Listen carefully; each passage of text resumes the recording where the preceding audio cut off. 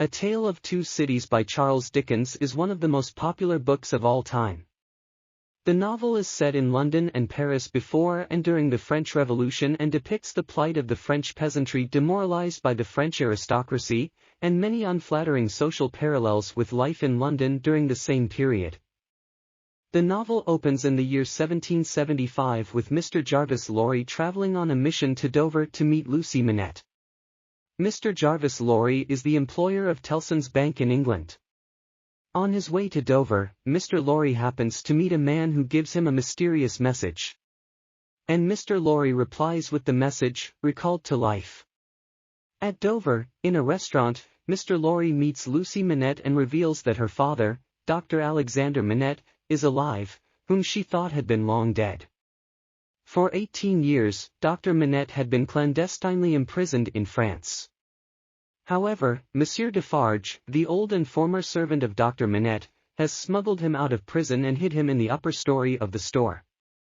In Paris, Defarge now owns a wine shop, which is the center of the rebellious activities that result in the French Revolution. In the meantime, Madame Defarge, wife of Monsieur Defarge, enlists the name of the enemies of the revolution by knitting. When Lucy and Mr. Lorry arrive to receive Dr. Manette, they find him in a dark corner, spontaneously making shoes. He has been left insane by prison. They receive him lovingly and return to London. During their return to London, Lucy and Dr. Manette met Charles Darnay, the French aristocrat. He does not withstand the policies of his family against the working class and leaves France to go to England. The story jumps to the year 1780. Charles Darnay is standing trial in London for spying. Lucy and Dr. Manette also attend the trial. Mr. Stryver is a defense lawyer of Charles Darnay. However, his associate Sidney Carton, a drunk and bored-looking man, win the case. Carton ruins the credibility of the witness by pointing out his resemblance to Darnay. The wealthy aristocrats of France ignore the misery of poor people who are dying due to hunger and are staggering in luxury. The carriage of Marquis Saint-Evremond, a wealthy aristocrat, irresponsibly runs over a child and kills him. When he reaches his castle, he meets Charles Evremond, his nephew, who has returned from England. Charles Evremond is actually Charles Darnay. In the meeting with his uncle, he abandons his association with his family. When Marquis is sleeping in his luxurious room that night, he is murdered. Charles Darnay, Sidney Carton, and Stryver, being impressed with Lucy, frequently pay their visit to Dr. Manette and Lucy. When Mr. Stryver decides to ask Lucy for marriage, he is warned by Mr. Lorry that his proposal will not be likely to be accepted by Dr. Manette and Lucy. Similarly, Carton admires Lucy for how she proved to be a person who changed his life by making him believe that he still has scraps of goodness hidden inside him, despite the ruined past he has. Charles Darnay asks Dr. Manette's permission to marry his daughter Lucy. Moreover, he wants to tell him his real name. However, Dr. Manette refuses to know until the day of the wedding. After the wedding, he is upset and feeling alone when his daughter and son-in-law go for honeymoon. Dr. Manette setbacks into his madness and starts making shoes. Mr. Lorry comforts him to recover, and the other day he was all fine and wants Mr. Lorry not to tell Lucy about the episode when she returns. Lucy and Charles Darnay give birth to a daughter. The story again jumps to the year 1789.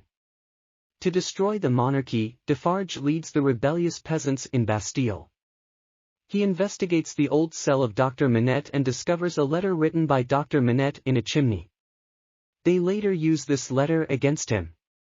The French Revolution was at its peak, and the new state has been declared.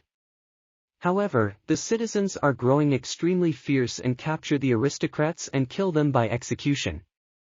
Charles Darnay goes to Paris when he receives a letter from his servant, Gabelle, asking for his help. However, Darnay is taken into prison. To rescue Darnay, Lucy and Dr. Manette go to Paris and join Mr. Lorry, who has been there on a bank business. The 18 years of imprisonment make Dr. Manette a local hero. With his influence, he gets a trial for Charles Darnay, however, it takes a year. Lucy walks near the prison every day in the hope that Charles Darnay may see her. With evidence of Dr. Manette, Charles Darnay is freed.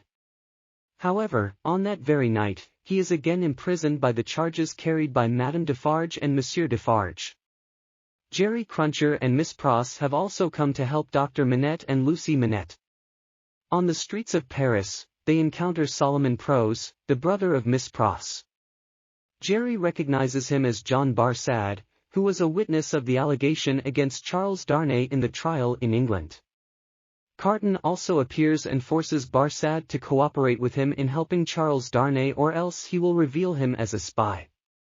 At the second trial of Charles Darnay, Madame Defarge shows the court a letter written by Dr. Manette that she previously found in a chimney. In the letter, Dr. Manette wrote how the father and uncle of Charles Darnay, Evremont's brothers, abused a peasant girl and to protect themselves imprisoned Dr. Manette. Darnay is sent back to prison with the sentence to death.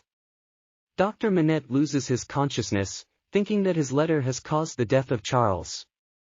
Moreover, Sidney Carton overhears the conversation of Madame Defarge, who has resolved to eliminate the line of Evremont by killing Lucy and her daughter.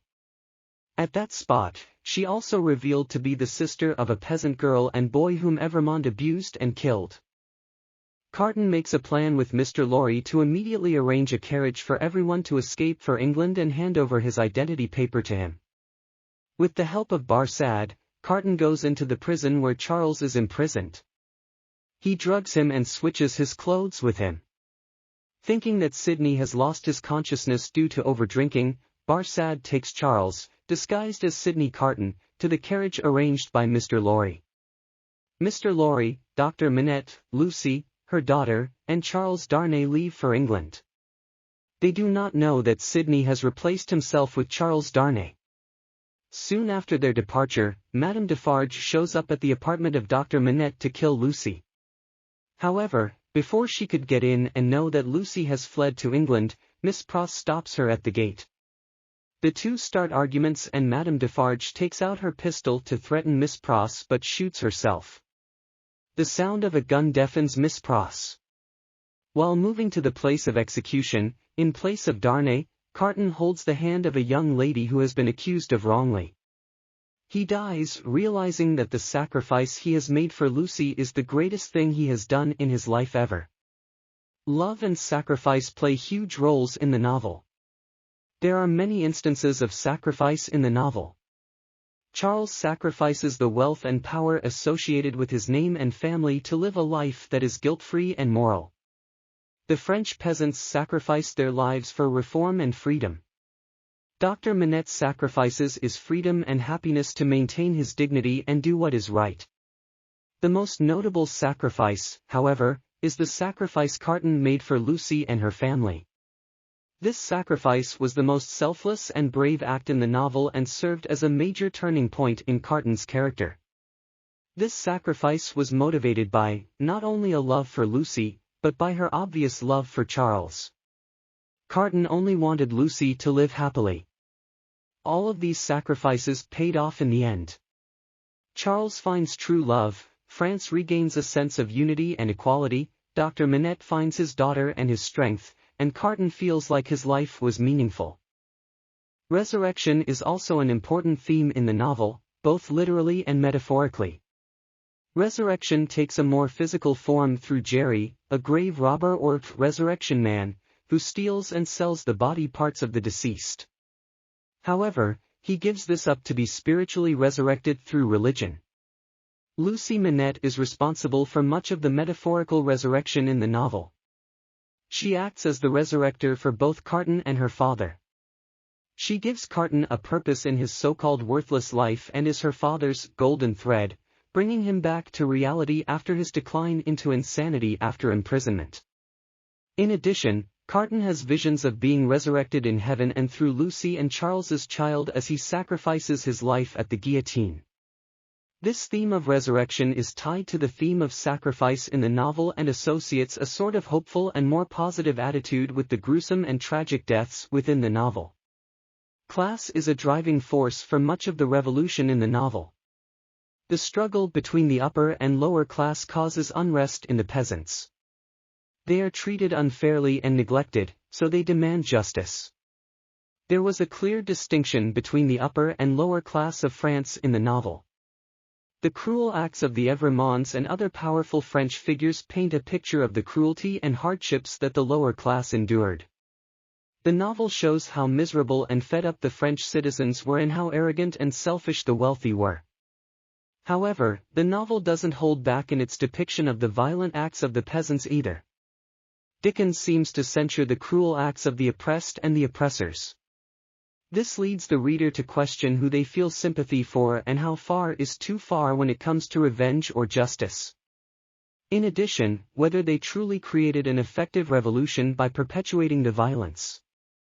The best story I have written was Dickens' own verdict on A Tale of Two Cities, and the reader is unlikely to disagree with this judgment of a story, which combines historical fact with the author's unsurpassed genius for poignant tales of human suffering, self-sacrifice, and redemption.